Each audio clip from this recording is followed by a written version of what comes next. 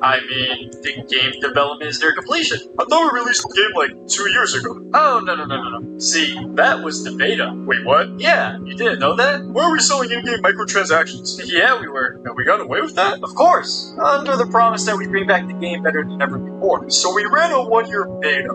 Interesting. You know what? Maybe this is a good thing. The game had a few hiccups here and there. I'm sure the announcement for a more polished and complete version of the game releasing is a great way to bring back a lot of hype. Yeah, exactly. Seems like you guys have been working hard, so you know what? I'm excited. It's probably way better now. It sure is. In any case, show me what you got so far. Alright, check this out. Crap, this cockroach can fly.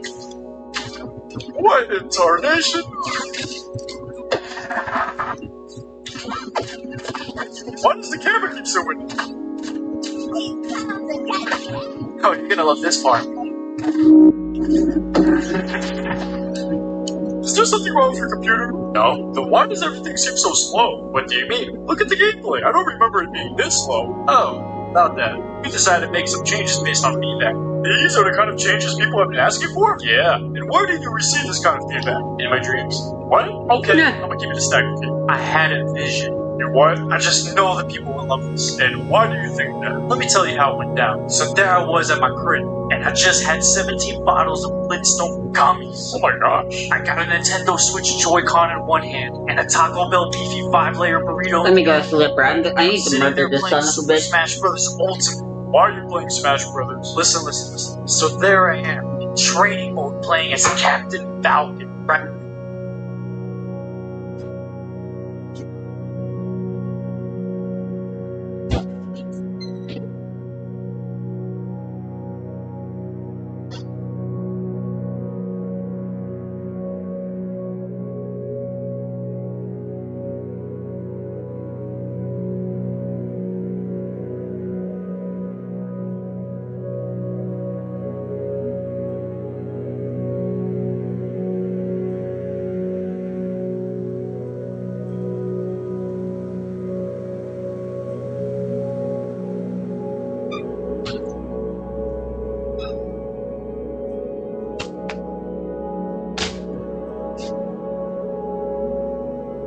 Bitch.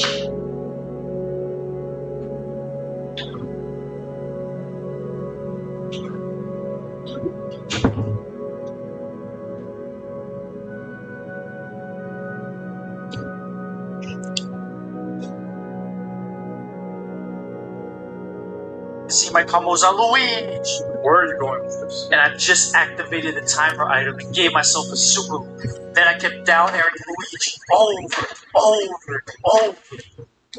And it felt majestic. What was the point of telling me all of this? Because that's what I thought. Hold up. Wait a minute.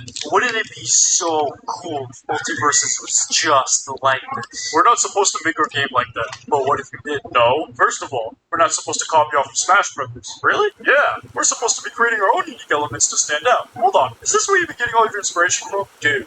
Have you seen Shaggy's moveset? Oh, for goodness sake. Please tell me you've also taken inspiration from something else. Oh, don't worry. I totally did. Then by all means, do tell. So there I was playing Super Smash Bros. Brawl for the Nintendo Wii. Smash Brothers again? And I chose Ganon on the character selection. Oh my gosh. And as I'm playing him, I'm thinking, whoa, this is way too fast. Are you serious? That made me realize that we needed to slow things down. And what exactly do you mean by that? First of all, we had to slow down the game to like 3/4 of the original speed. Now you'll never miss a frame. That's awful. And then next, we increased the buffer speed by like 30 frames. Wait, what? Now it will feel like you're playing underwater. Why would anyone want that? Imagine picking Aquaman under these conditions. He'd have home field advantage. Aquaman is not even in our game. Oh, right. But what if he was? We already have a ton of DC characters. We have Wonder Woman, Superman, Black Adam, Batman, Harley Quinn, and now Joker. Wait, not that one. Now all we're missing is Robin. Who? Think about it. We already have The Rock's Black Adam. Now we need Jason Momoa's Aquaman. The focus is to add cartoon characters, not real-life celebrities. Darn. I was really hoping by next update we could have Ezra Miller versus LeBron James. Can we get back to you showing me the current progress? Alright. Right. Anyways, as I was saying, we've added a nice 30 frames of... What just happened? Ah, shit. Did the game just crash? No.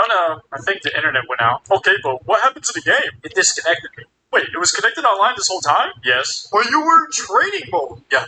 Why weren't you playing offline? Because you can't. You can't play the game offline? Nah. Well, what if Right, you want I to play still local need with a friend? iron. You don't want to. Although starting Oh, for sake. a Okay, farm anyways, wouldn't like be I so was saying, bad you know what? either. You just show me the new characters, man. Okay, sure. Actually, I haven't unlocked it. Okay, then use developer commands or some cheat codes to unlock it. I'm afraid this is an official build, so I'm unable to use any special commands. Seriously?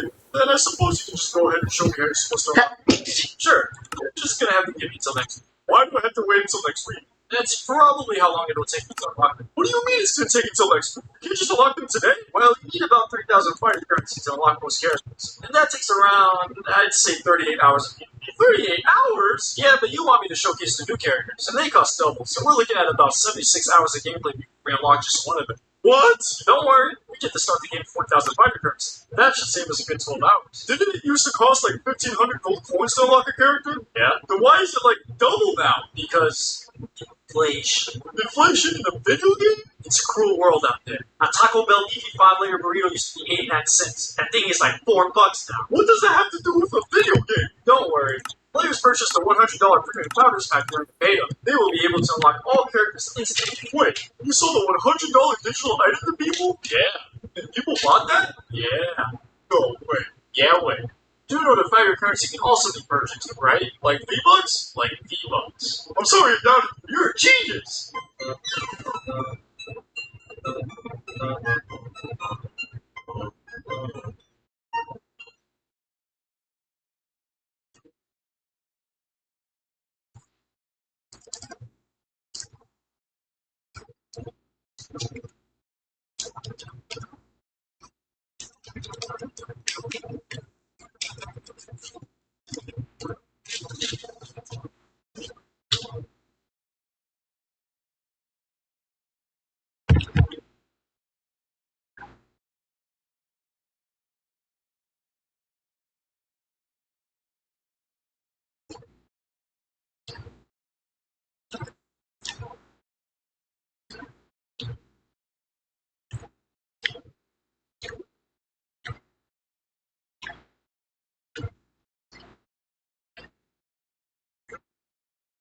Well, looks like we're at it again. The response from you all to my video investigating the most unnecessary level in New Super Mario Bros. U was above. Oh, this was the video I was supposed to the click. most successful video game franchise of all time. I mean, unless you count success outside of games, that's Pokemon. But if all you're considering is game sales, then nothing beats Mario. As such, the Mario franchise needs no introduction.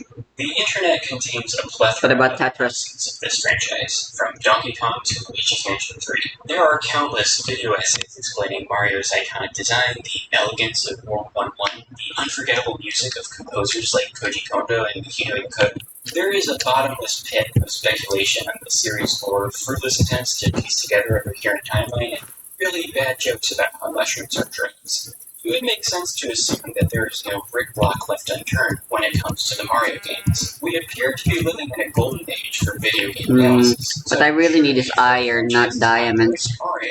Every game worth analyzing has already been thoroughly analyzed. There is, however, one game which, on paper, should be considered one of the most important games of the franchise. After all, it was the debut of one of the main characters of the series. Its title is at the heart of the word salad New Super Mario Bros. U Deluxe. I wonder if I can find a mountain anywhere. Generally don't know anything about it or why it's important. I am talking, of course, about Mario Bros. No, not that one. I'm young easily, and this is an analysis of the Right, original. this rocky shrubland is pretty high up, but I think over here leads to a mountain as well. Plenty of places to explore. Part 1. Who is Mario? It's kinda wacky how much moving around I do. This video and wonder exactly how In vanilla, I mean, that's what I did pretty much during my playthrough with Mom. I didn't really move around. We just kinda settled. Yes, the original Mario Bros. Does have a story. It will be necessary first to understand its main protagonists, starting with Mario. With all the mods, though, there's too much of an incentive to explore, honestly, rather than to settle down somewhere. That's part of why I increased the day setting, because honestly, it just wouldn't be fun. It's far from a bad thing. While Mario games often tell stories, the story is never complete. Even explicitly story-driven games like The Thousand-Year Door are orders of magnitude more interested in providing fun and engaging gameplay than they are with exploring Mario's psyche. Let's try to get an understanding of who he is anyway, though, just for fun. At the very least, it will be useful to see who Mario was as a character in 1983 at the time the original Mario was released. While today Mario has appeared in hundreds of games, at the time Mario had only appeared in 5 games by my count. Part 2. Holy shit, you guys are badass. A game called Donkey Kong was released in Japanese arcades, kicking off the Mario franchise. We all know the story. Nintendo made a game called Radar Scope, which didn't sell as well as they expected, so they had a bunch of arcade cabinets. So Shigeru Miyamoto was tasked with designing a more appealing game that they could put in all those cabinets instead. They wanted to make a Popeye game, they got the rights of Popeye and Olive Oil, were introduced new characters named Jumpman and Lady, were later renamed Mario and Pauline. In the game, the Lady Pauline is captured by a gorilla Donkey Kong, takes her to the construction site, and it's up to Jumpman to rescue her. The question I'm interested in asking here is this: who is Mario in this game? The answer is pretty clear. He is the hero. Mario, entirely on his own, overcomes great obstacles to rescue someone in some danger. I get how that description of the events of Donkey Kong might come across as overly dramatic, but consider this. Is there a way of interpreting the phrase overcoming great obstacles any than a person jumping over a large object that's in their way? Mario's motivations are just as easy to figure out. If a heart means anything, this is a game about love. This theme fits the game's narrative extremely well. There are few actions someone can take that are more loving than prioritizing the safety of the hero. However, it is also necessary Pauline has the story. I'm sure you don't need to tell me, but this is the first of many times where a Mario game has had a plot revolving around the damsel in distress trope. The beast takes a beautiful, defenseless maiden to the top of the tower, and it's up to a strong brave man to fell the beast and rescue her. And they all live happily ever after. It's the same generic story that Shrek is a parody of. I have no intentions of arguing against the claim that Pauline's lack of agency in Donkey Kong is a form of objectification. That much is clear. But in defense of the game, it does at the very least make some effort to subvert the tired cliche. First, Pauline does not fall in love with Mario after he saves her. Supplementary material makes it clear that Pauline was already Mario's girlfriend before she was captured by Donkey Kong. The romantic happy ending to the tale is not Mario's deserved reward for his brave actions, but a scene of two lovers returning after having been separated and put into peril. Second, Mario is not a prince or a knight in shining armor. Mario is an empty slate.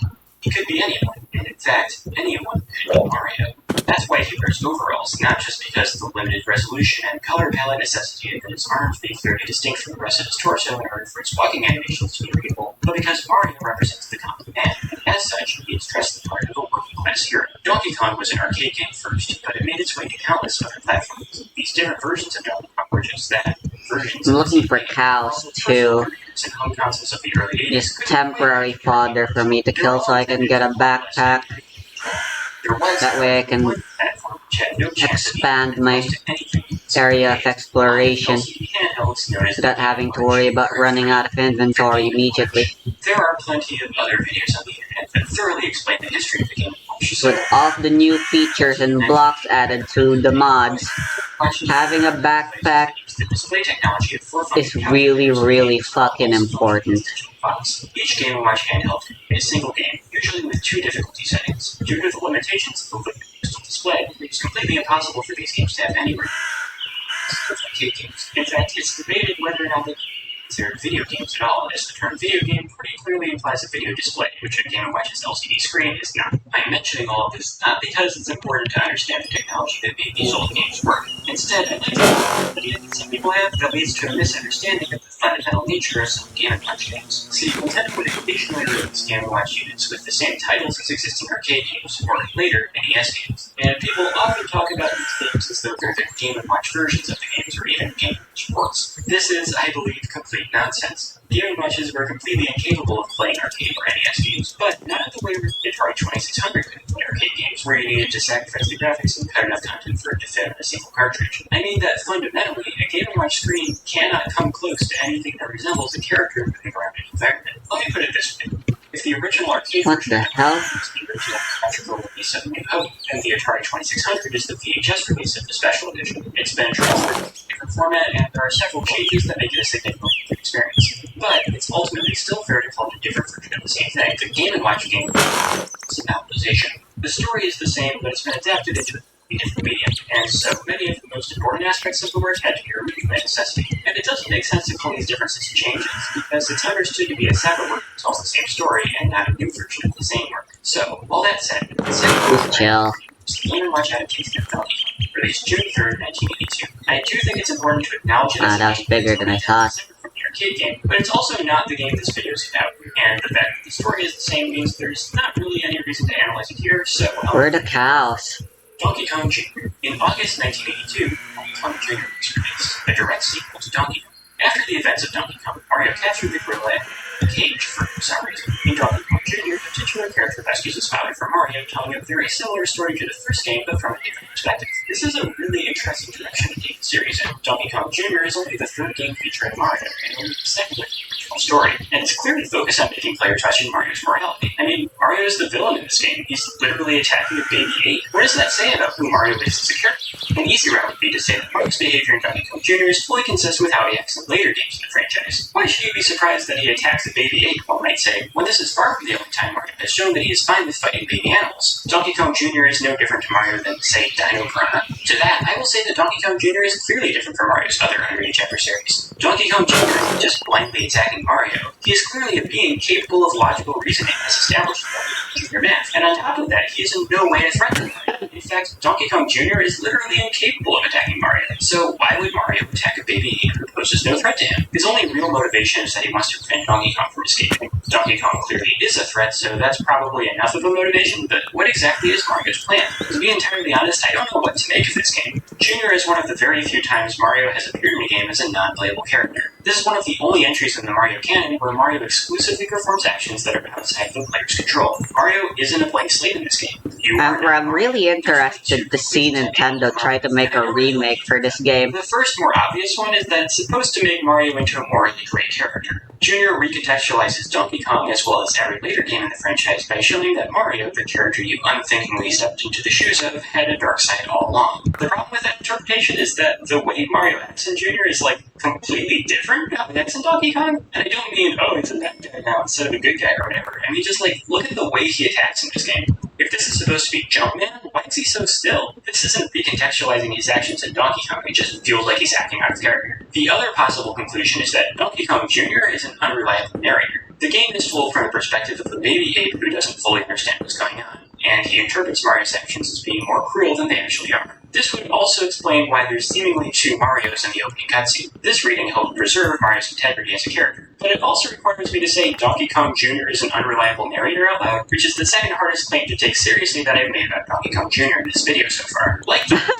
At least he acknowledges it. This game had happened twice. The first Game & Watch adaptation was called Donkey Kong Jr., released October 26, 1982, and the other one was called Donkey Kong 2, or possibly Donkey Kong II, which released March 7, 1983. Once again, these adaptations dramatically altered gameplay, but not story, and I spent way too long analyzing Donkey Kong Jr. in this video already, so I will not be analyzing these games separately. So, in 1983, there were these two stories told across 5 games that had 2 separate versions of Mario. Donkey Kong, both in the arcade and on the Game & Watch. Yeah, right-click being the default for clinging.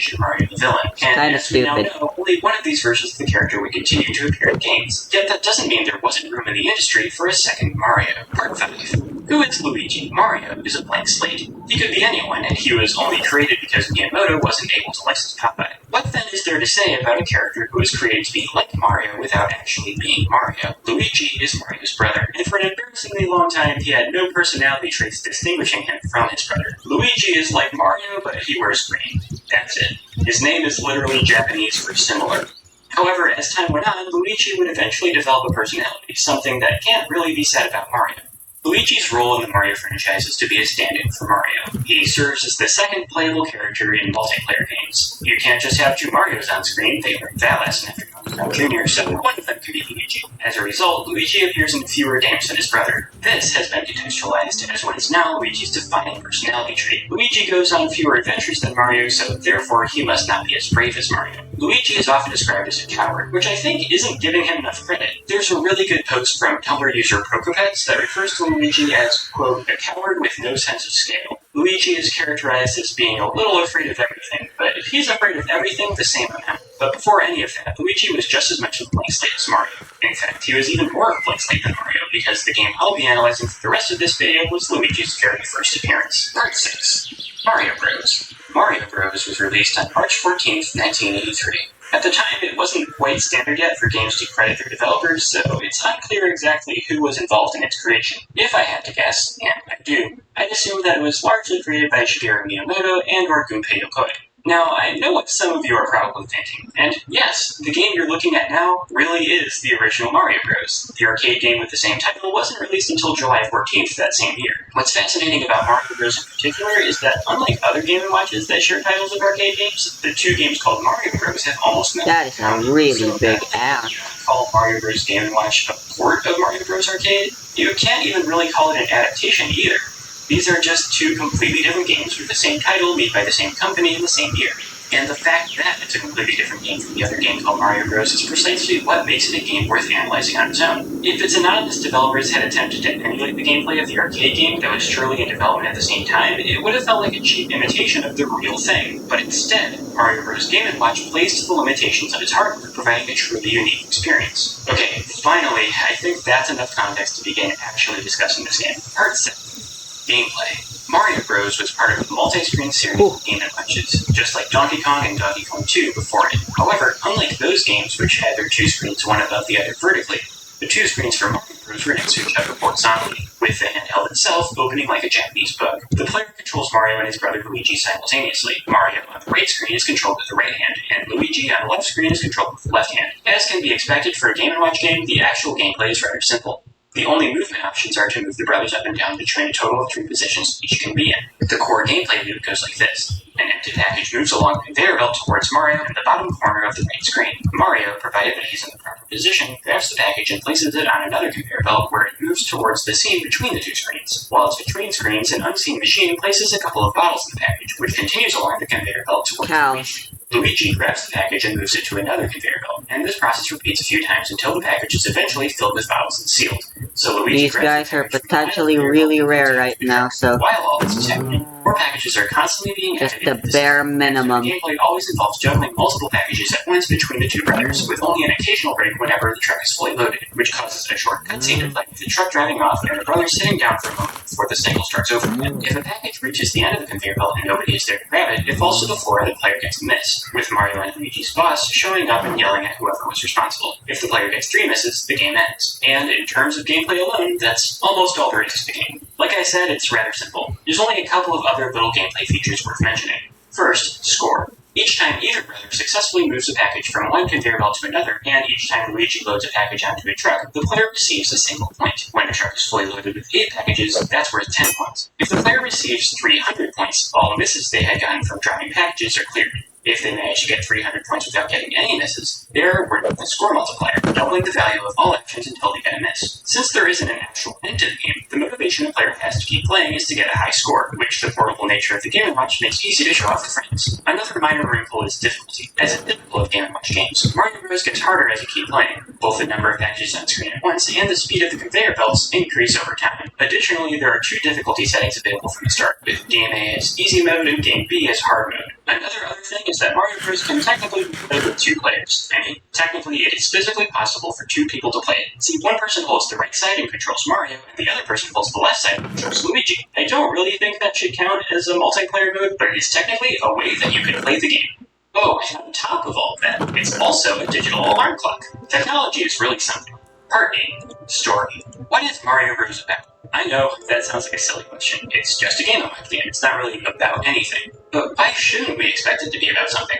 Donkey Kong and Donkey Kong Jr. both told stories about putting yourself in danger to rescue somebody else, and the Game & Watch adaptations of those games kept their stories nearly fully intact. Mario Bros. Is a different kind of story from previous Mario games. Its protagonists, Mario and Luigi, aren't risking their lives to save anyone. All they are doing is their job. They move packages between conveyor belts and onto trucks, and that's all that happens. Nevertheless, there is still a story here. It's a very simple story, just like how Donkey Kong is a simple story about a man rescuing a woman who's been taken to the top of a construction site. But what is Mario Bros. About? We know nothing about Luigi, but we know that Mario is a man who is willing to go to great lengths to do what he believes needs to be done. And here, in this game, he is shown working alongside his brother in a factory, moving packages between conveyor belts. This is their sole responsibility. This task is not difficult for them. We know this not just because of what Mario accomplished in Donkey Kong, and indeed the feats both brothers would go on to do in later games, but because of what inputs are actually necessary from the player. There are no button presses necessary to grab a package or to transfer it to another conveyor belt or to load it onto a truck. Simply by standing in the right place when a package reaches the end of the belt, they are able to do these things automatically, requiring exactly as much conscious effort as breathing. Even the fact that each brother is expected to be standing in 3 places at once is hardly an issue for them. They are so good at climbing ladders that as soon as they've decided that they want to be on a different level, they're already there instantly. However, as they continue working, their workload increases. Their boss begins to expect more from them, increasing the speed of the machines they're working with.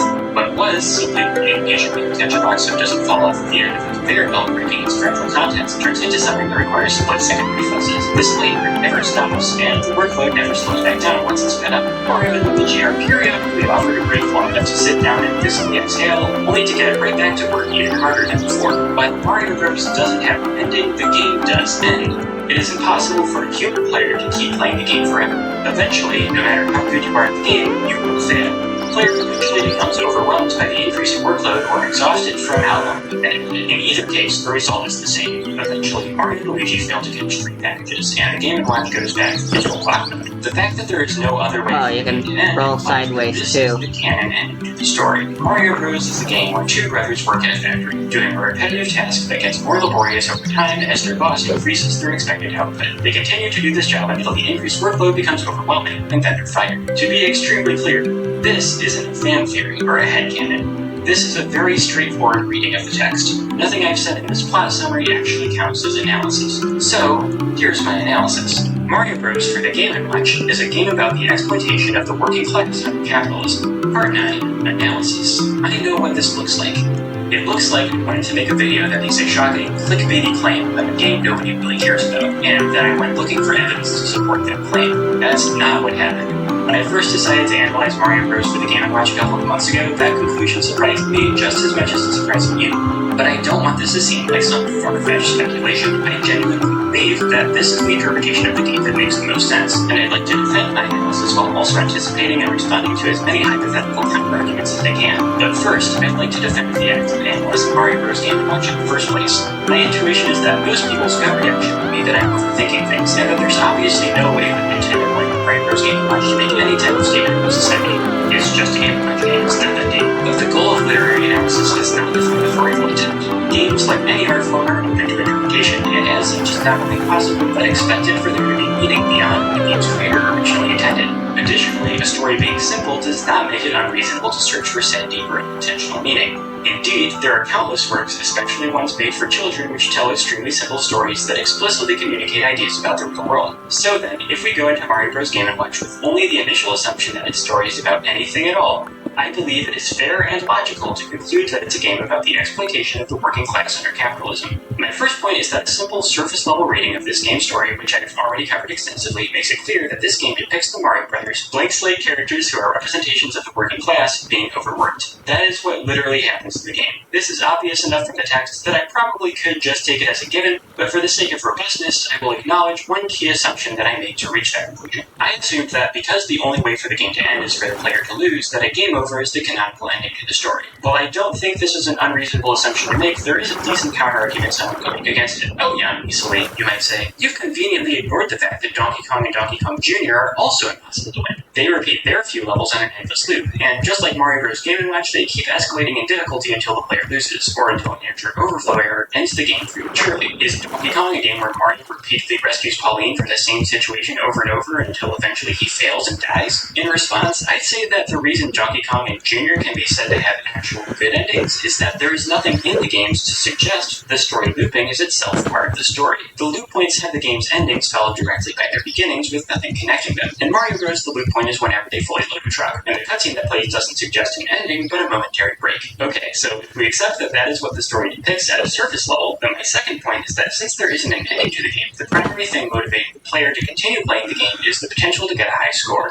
There is a very direct parallel between an increasing score and the accumulation of wealth, the primary motivation for workers to continue to do labor under capitalism. I will admit that this analogy doesn't quite work. The faster the brothers work, the more points the player gets, while under capitalism, doing work faster would result in being paid less, if anything, since wages are tied to the amount of time spent working and not productivity. If the score does represent wages, then the implication would be that the Mario Brothers are being fairly compensated for their labor, and as such they are being overworked but not exploited. So I'm going to say that the score doesn't directly represent wealth. After all, points appear in the previous games in the franchise, and I don't think Donkey Kong Jr. is being paid to use a key. Points are abstract, disconnected numbers which serve to motivate the player to play the game a certain way, and not a representation of a literal thing within the narrative. However, that isn't to say that a parallel does not exist. The player, by playing the game, performs the labor of two men at once, and is motivated to continue working harder with the promise of a number getting bigger. Regardless, you could make the argument that the player's actual motivation to continue playing is that it's a game, and the game is fun to play.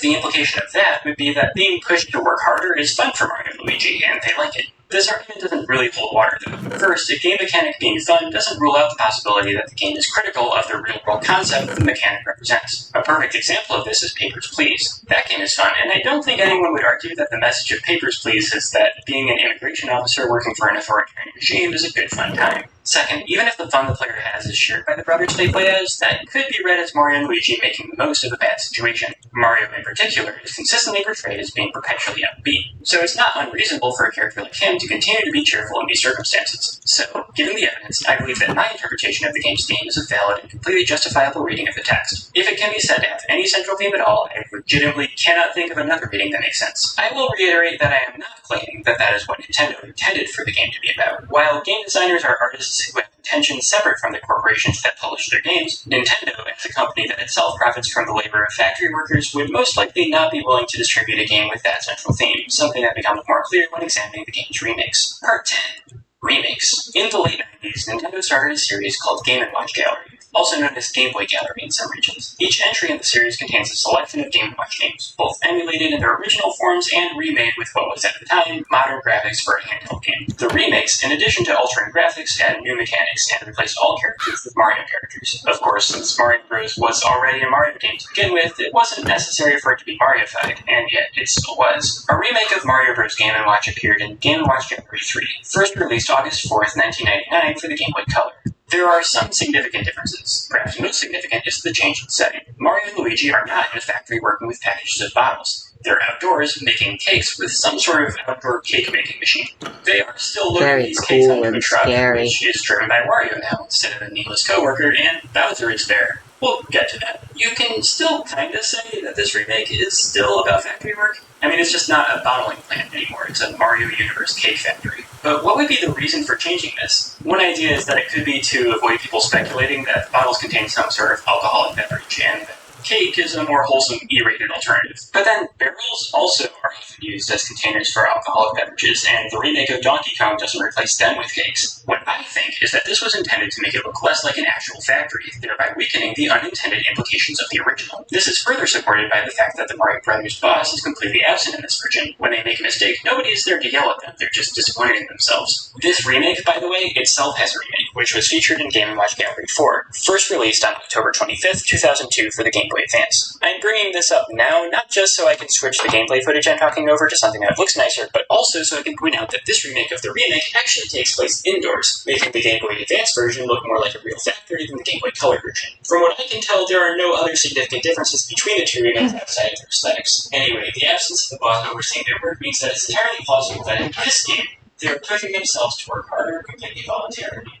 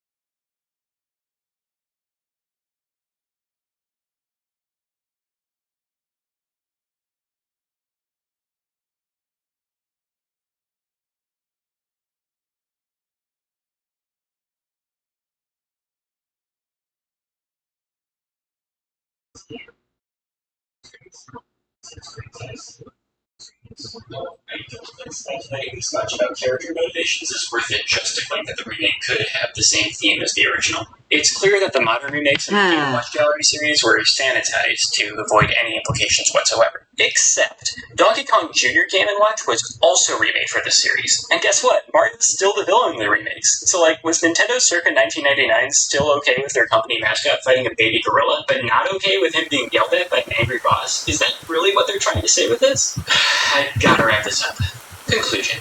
Nobody cares about Mario Bros. Game & Watch. It's remembered by those who do as part of a weird early period in Mario's history before they quite figured out what Mario games were supposed to be like. It's grouped in with Going out Mario Cement Factory. in the rain is a bad idea in many ways. The early 80s where Mario's doing a job at his plumbing. It hasn't been completely discarded. It's been officially remade, as you saw, and of course there's plenty of unlicensed ports. And just like practically every Game & Watch game, it's given a nod or two to the Super Smash Bros. Series. But most people don't remember it or know that it exists. Partially because it's a Game & Watch game, and partially because it shares its title with another more popular game. But Mario Bros. Is a game worth talking about. It's an important game, and beneath its surface it truly does say something, provided that you take it seriously enough to listen. Thanks for watching. I've been Young Measley, and please don't expect me to do anything like this ever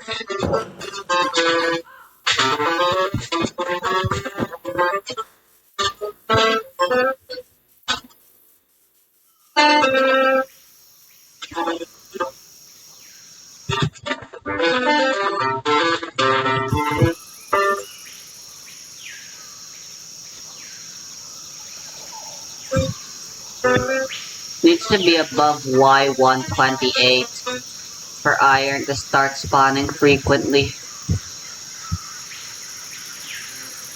According to the map, that one's only height 100. Who knows how likely it is for there to be plenty of iron to find there. But it's the only place I can check right now.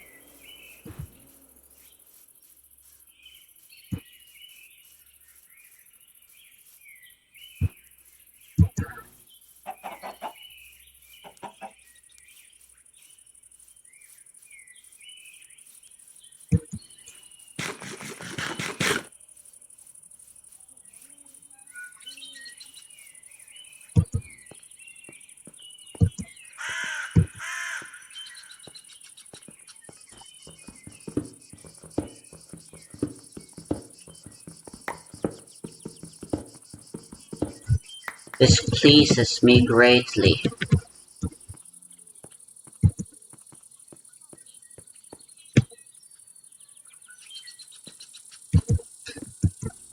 The coal can be ignored.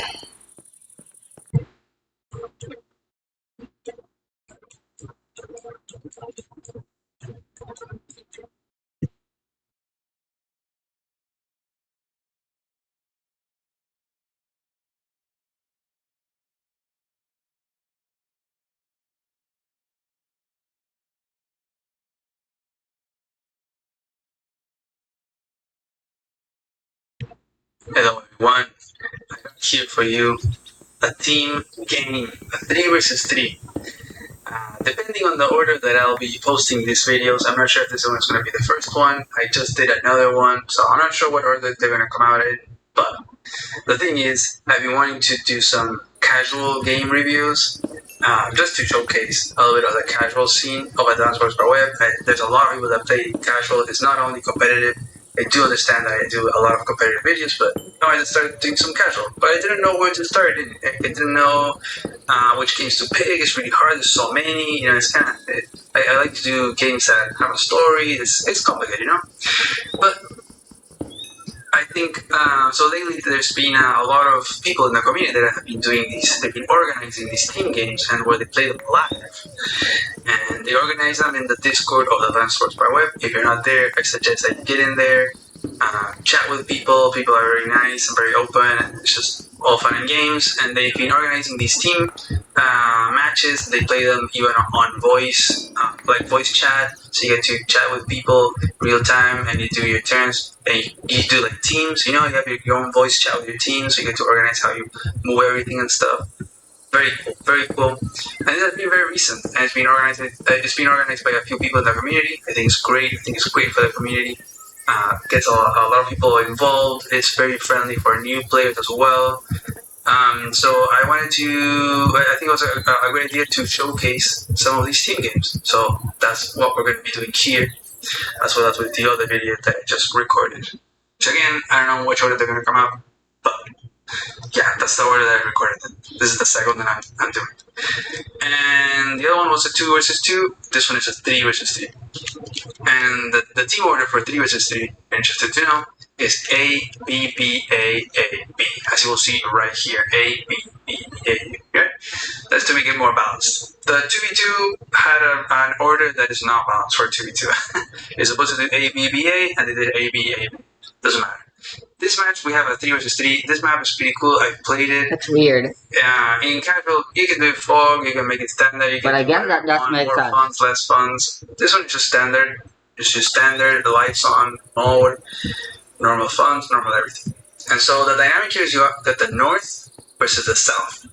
And the bases are kind of mixed. Like, you have the red player here in the middle, and then you have this blue player and the yellow player, and they have their bases kind of like, switch. You got one base on this side for blue and the other one here with HQ, and then you got this base right here and this one for yellow. And there's 3 airports, so you get to decide, well, I mean, red is going to get this one, right? But then you have to decide, okay, which one of these is going to get this one? Or maybe one of them gets both of them. I don't know. You get to coordinate with your team. You also have to coordinate the capture so that it's sort of even. The other day I was thinking maybe you could have one team player just like have very little income. Maybe you play with Sammy and you spam infantry and mechs every single turn. You don't need that much income, while the other player has like max or something, and you let them get a bunch of like income, and so they can make tanks. They make tanks, and you're Sammy, you just make infantry and mechs, That could be a strategy, You don't have to have even income. You could maybe distribute the income according to your CO's power spikes, and just strategize that way, And so we're gonna have here, I'm gonna go through the players really quickly. I'll show on screen the little profile cards so you can see their elos, if they have any, how many games they play, whatever. We have Noob playing in the red over here in the middle, playing with Max. I've seen Noob play a lot, I think, on the Discord. The name is Flopa, plays a lot of live games. Then we have Spidey 400.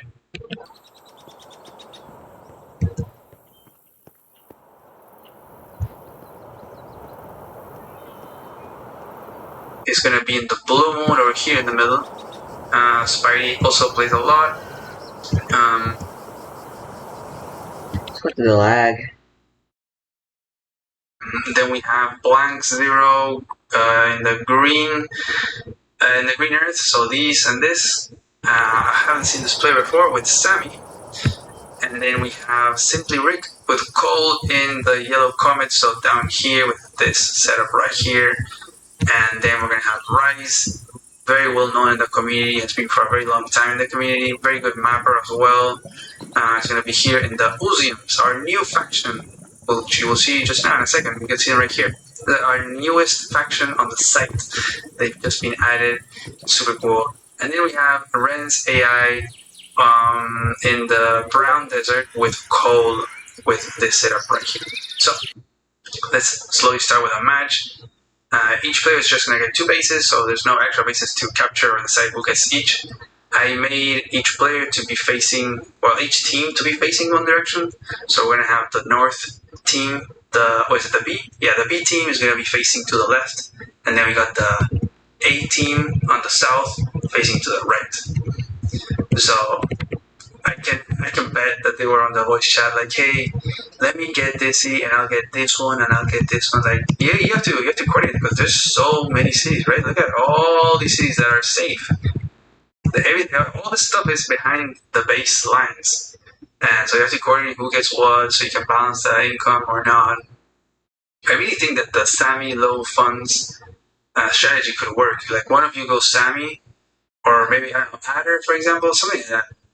just stay low funds, just make infantry and mechs, and the other one is like Andy or Max, for example, that benefits more from vehicles, or say Jess if it's just a tier 4 setup, and so that one can get more vehicles out. Kind of like balance the setup more according to each CO. I think that could be an interesting idea. And so we got the Oziums, well, not the Oziums, the Azar asteroid, the blobs, whatever you want to call them, the baby Oziums. They're gonna start moving in. We got these ports as well. And the contested area is this. It's going to be this middle island. Pretty much anything on this middle island is going to be contested except like the HQ and the base. But so over here, we got the 2 com towers, got these 2 cities, and then this double city setup. This is going to be the most contested space, and it's going to get very brawly very fast. So we got winners here capturing the port, kind of skipping over here to quickly capture this before yellow come in and Azar asteroid can go over here to try to interrupt. As they're busy backcapping, we got a recon, and recon's great here. Look at it, it can even reach this base in 1 turn. So simply going with a recon call. We're gonna start these airports, so it looks like Azar is gonna get this one, and then yellow is gonna get this airport. I wonder if this team is gonna do something. Maybe one gets the 2 airports. Like maybe, for example, Sammy could have no airports and let the airports be for Cole, because Cole has better copters. That could be one. And then Sammy just stays doing infantry.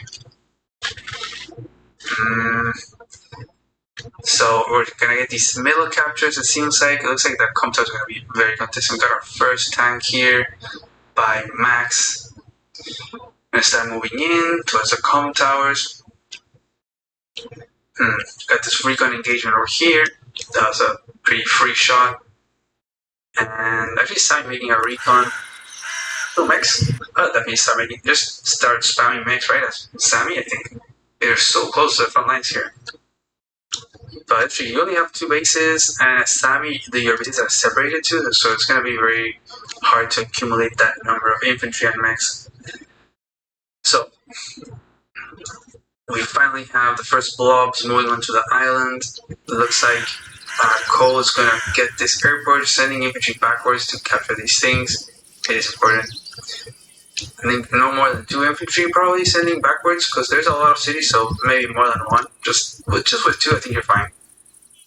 But then you also want to have some presence in the middle. You don't want to lose these captures super early on. I'd like to see a frag biome. Com tower. It is in range of a lot of stuff, like Sammy with the green. Those are tall, but they don't have any snow. Actually, Max is gonna interrupt that. Gonna get this tank covering. Gonna keep these. They're absurdly ideal for finding diamonds, or iron, I mean. And here goes blank 0. So gonna check out that. So we're gonna finish off that infantry, not allowing the com tower cap. And that's it, just waits here. I think you could iron straight up just doesn't spawn in this elevation. Right, and attack with the recon. And that's a really bad engagement, but Call is weird because they kinda have a possibility to show up in pretty much all levels Yellow's gonna go for the com tower now. in the world. You can shoot here. I would shoot again. They're rare in the middle. That's also neat. Yeah, that's also nice. It's out of They get higher in chances if you get higher in the world. The blobs are gonna And then they get higher as you get closer to So it looks like the most contested. the thingy, whatever you call it. I don't remember. We'll have to wait and see. Remember, there's a lot of back captures. Then these stuff are gonna move forward. There's gonna be more units coming in, more income. So we're gonna start to see a lot of big units, and they're so close. These bases are just incredibly close, right? It's just 1 turn. So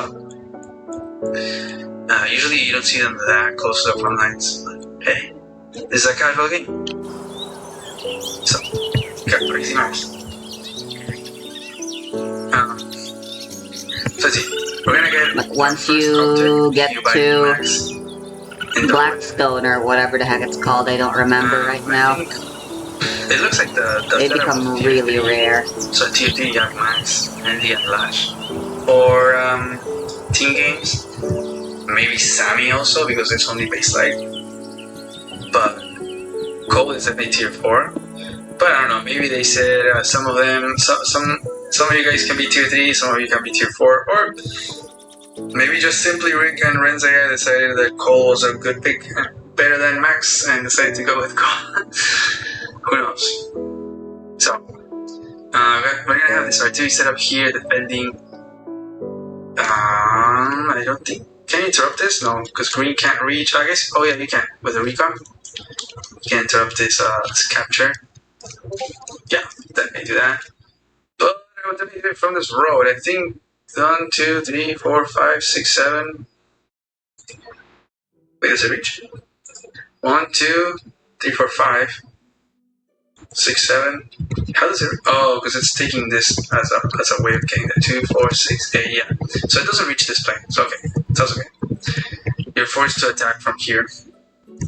But yeah, you want to interrupt that because you're not getting it. You got this tank sitting here in this com tower, which is gonna go unattacked, right? Yeah. So tank is gonna come in with extra firepower by Cole. Boom! It's gonna blow that recon up in one shot. We're gonna have these 2 yellow infantry capturing back here. None of them over here, so it looks like they said, okay, yellow, I capture this stuff, and blue, I'm gonna capture these things over here. And maybe they'll balance out, and red is gonna capture this stuff, of course. So, I'm just gonna cover the com tower over here.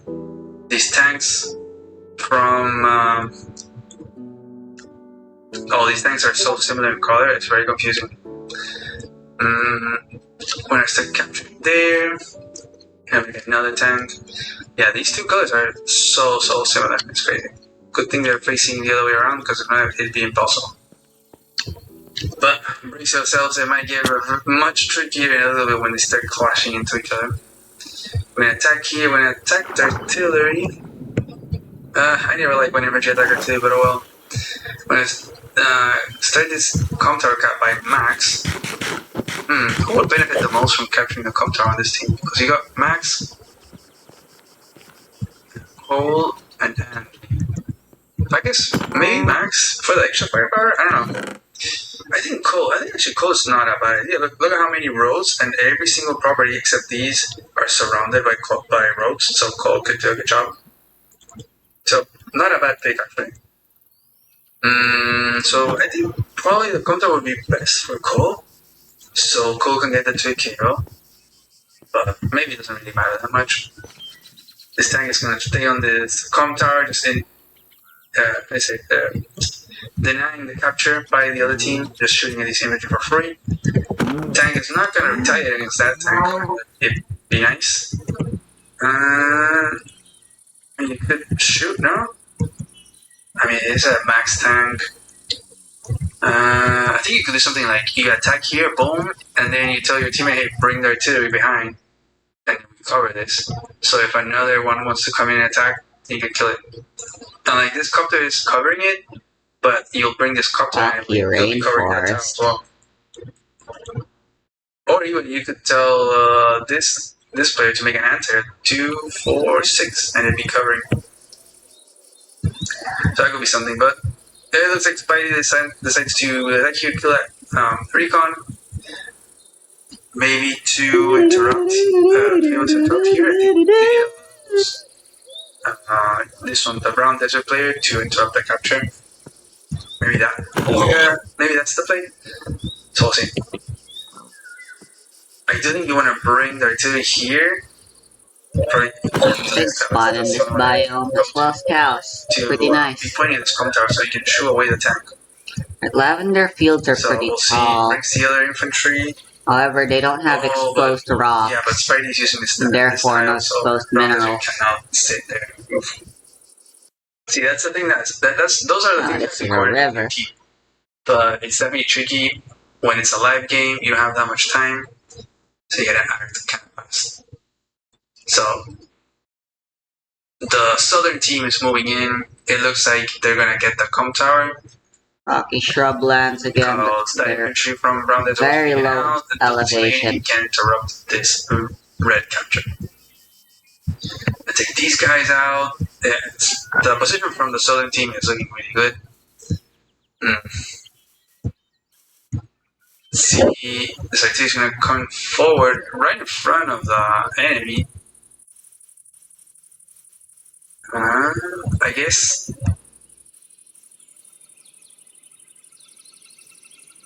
No, because it's yellow, and yellow can move off, and then the blobs can attack. Because yeah, if this was like one of the blob army, then you can do that. Because they're right before you, so all the other teammates will not be able to attack you. That's an interesting tactic that you can do in team games.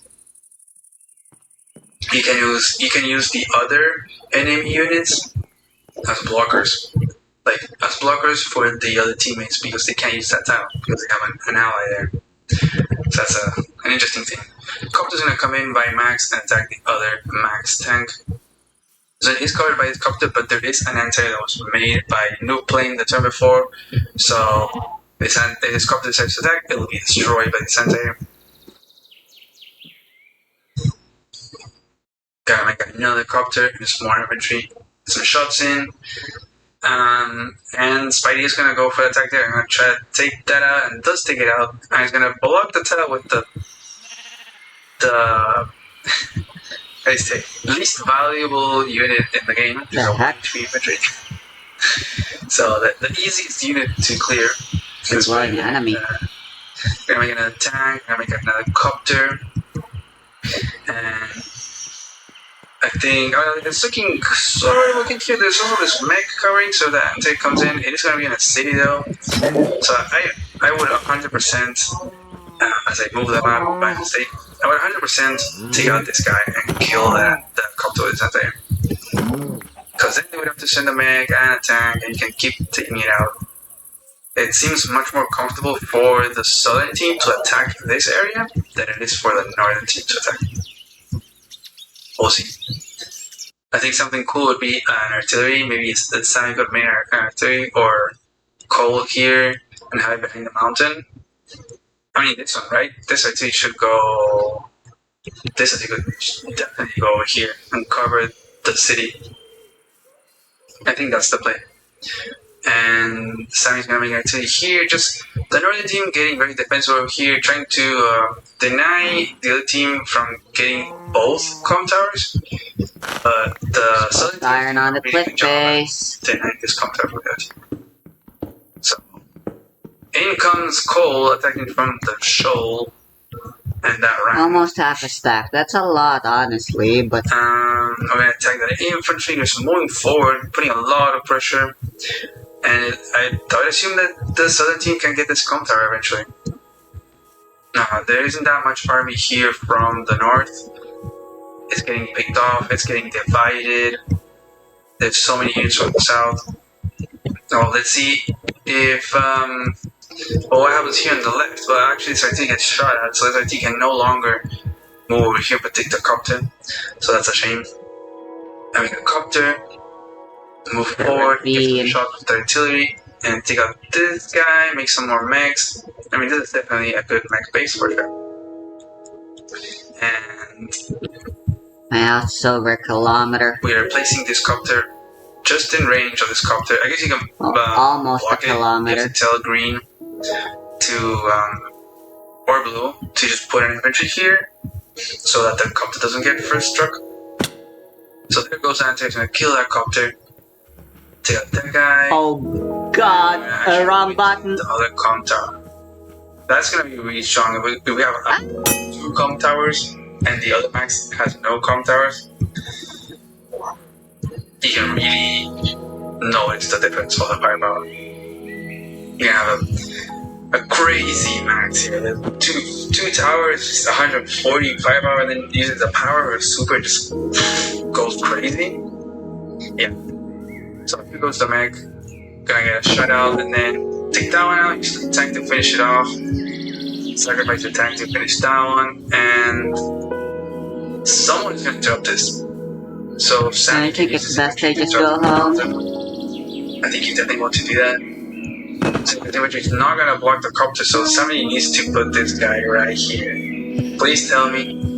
Okay, interrupt that. We're gonna attack there.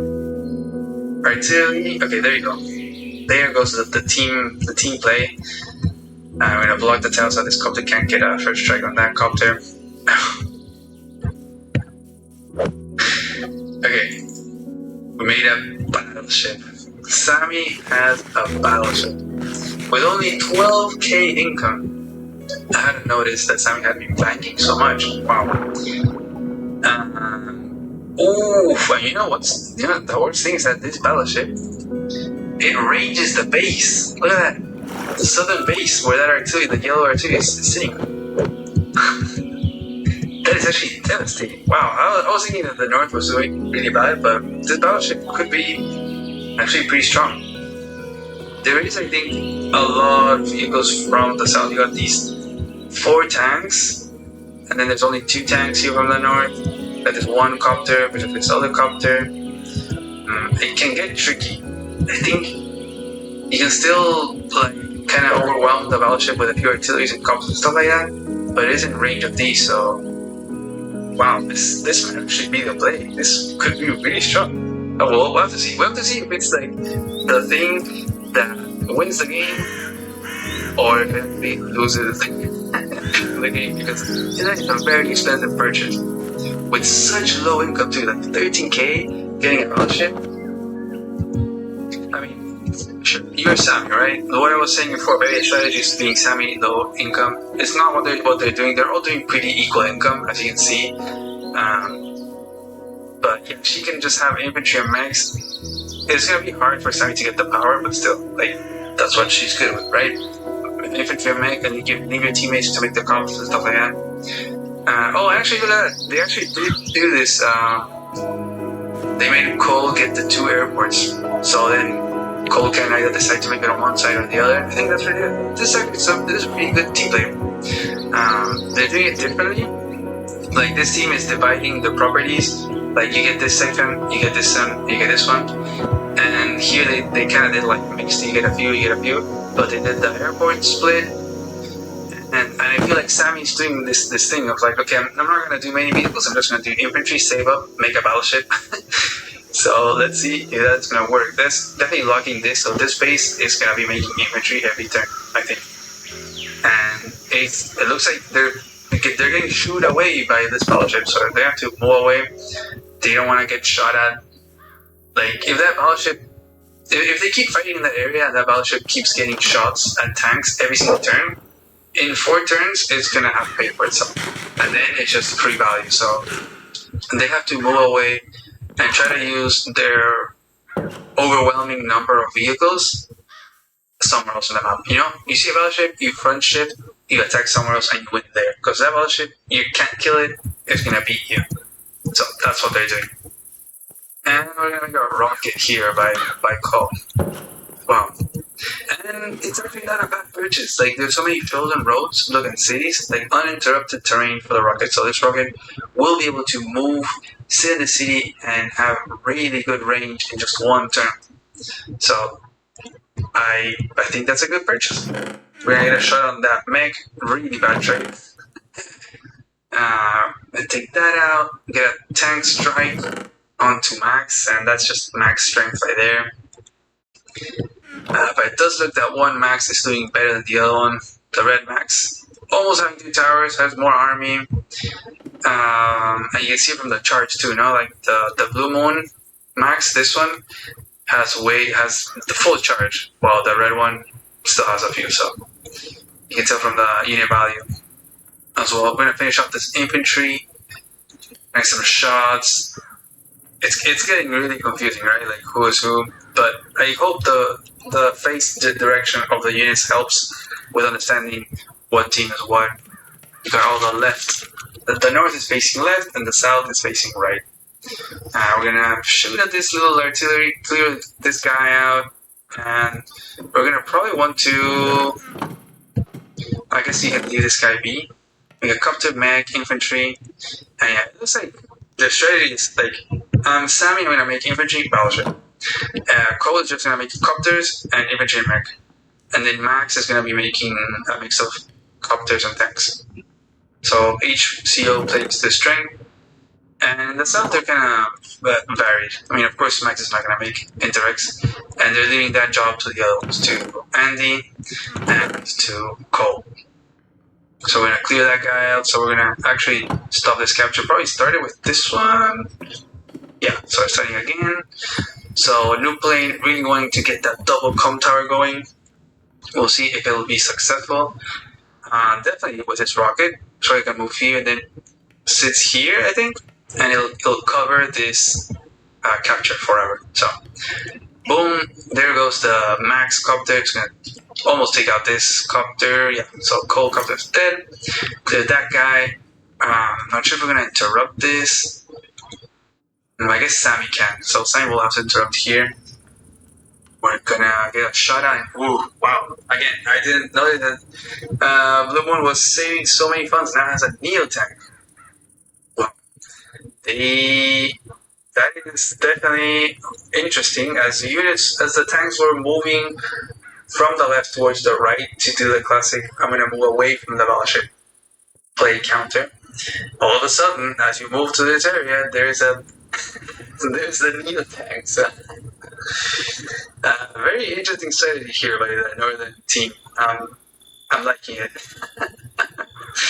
And yeah, the space is just going to be making infantry now, so the battleship is going to be shooting there every single turn. This means that all the funds are now going to be invested into this base and this airport by Simply Rick. And this battleship is going to protect these two cities. Could simply. You can never take this base, right? But you can start shifting towards over here, and then this battleship has kind of no job.